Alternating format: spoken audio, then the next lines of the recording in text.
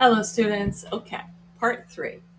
So now we're into Jonathan Swift, and this is really for our AP students.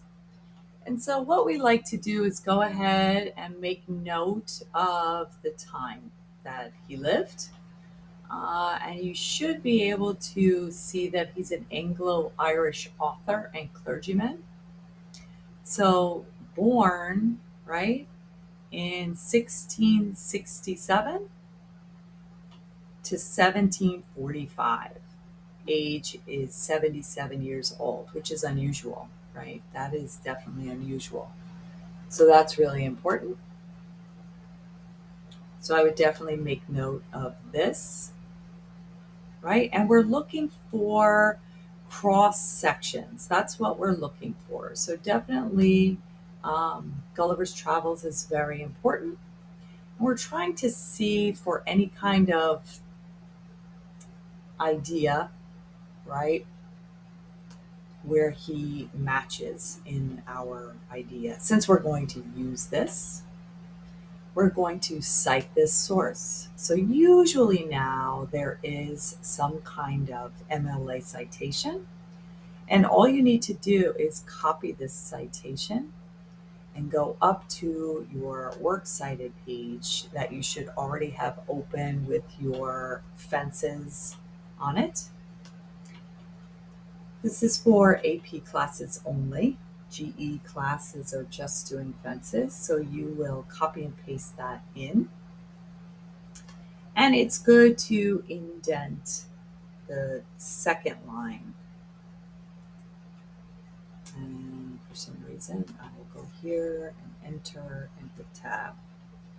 So usually what we do is we alphabetize based like this here, okay? So because this is a Q, I'm going to indent here, and I'm going to wait and see if our next works cited on Fitzgerald is going to be above this or below it, but I will keep this form in a double spacing. Okay, so I'll go back to Jonathan Swift.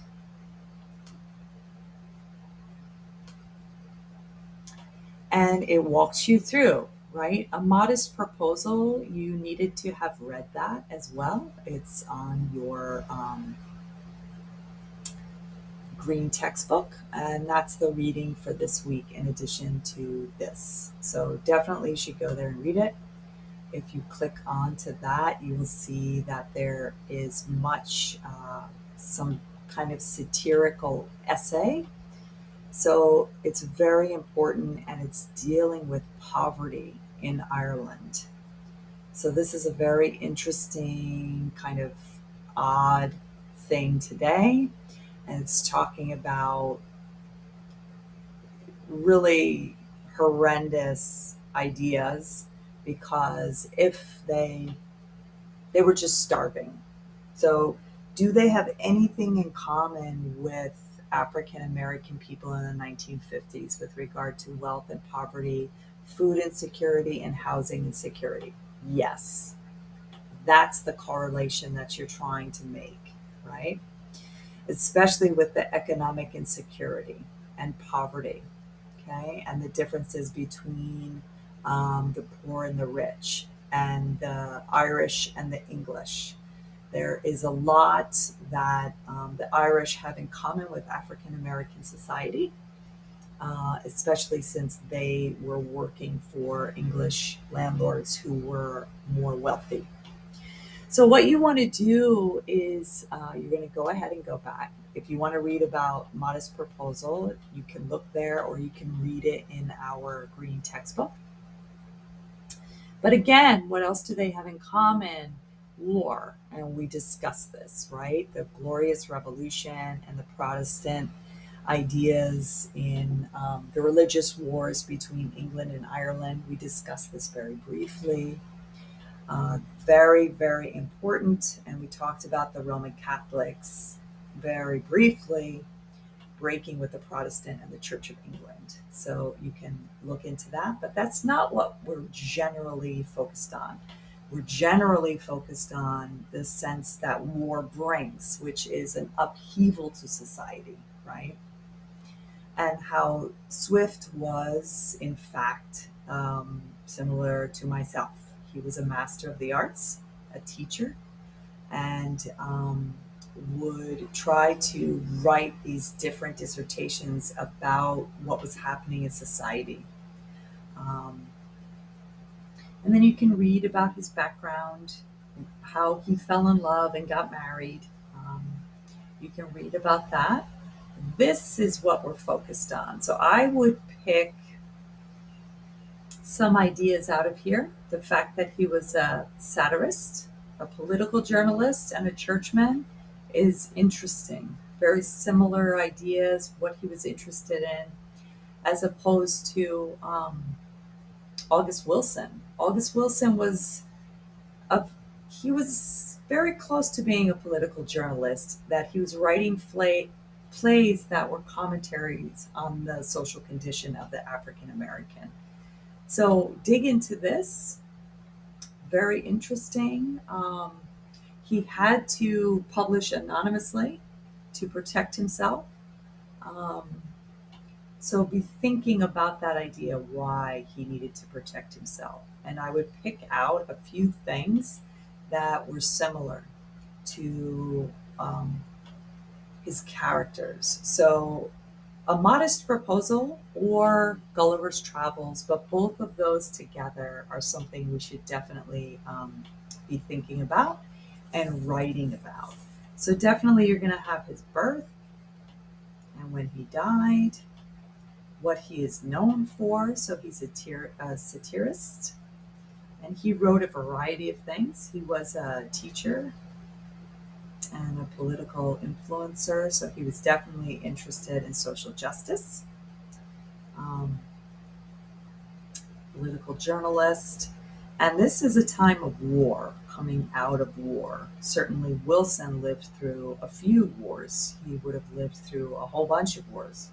Vietnam War, Gulf War, Kuwaiti War, the Afghan War, um, the Korean War. Okay, so all of those things definitely they have in common. And they definitely would have experienced food insecurity, housing insecurity, social upheaval based on those ideas. So you're going to go ahead and take a look at this. And we're interested in this Gulliver's Travels or his legacy. So researching this and reading through, remember the other themes we're taking a look at are love. And we're taking a look at the idea of love that's embedded in the characters that they're writing about. And can we see any correlation between the writer's life and the characters? That's what we're looking for. We're looking for that cross section. Okay? So if we read this legacy paragraph, this might see some things here, right? His moral principles are scarcely original. His originality lies rather in the quality of his satiric imagination and his literary art. Okay? Swift's literary tone varies from the humorous to the savage, but each of his satiric compositions is marked by concentrated power and directness of impact. Okay? His command of a great variety of prose style is unfailing, as is his power of inventing imaginary episodes in all of their accompanying detail, right? Like Gulliver, right? So go ahead and take a look at that. Swift rarely speaks in his own person. Almost always he states his views by ironic indiscretion through some imagined character like Nemo Gulliver or morally obtuse citizen of Modest Proposal. So if I needed to pick any particular quote, this would be a really smart quote starting from here to here, because that hits the nail right on the head of what we're looking for. So I would definitely pull this quote and I would incorporate it into my paragraph when I am writing about Swift. Okay. And remember, 3 to 5 sentences about his life, summarizing his life and his greatest achievements. You're summarizing his life and greatest achievements. For example, August had awards as well, so you can mention his awards as well, right?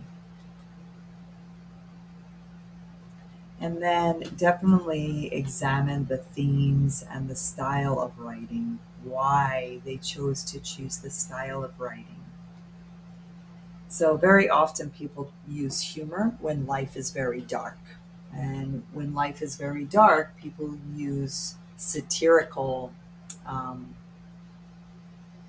stories because being too direct and too perfectly mirroring society is very depressing. And people don't want to go to the theater and see a representation of exactly what their life is like. Okay, so that's Swift. You can go to the next part for Fitzgerald.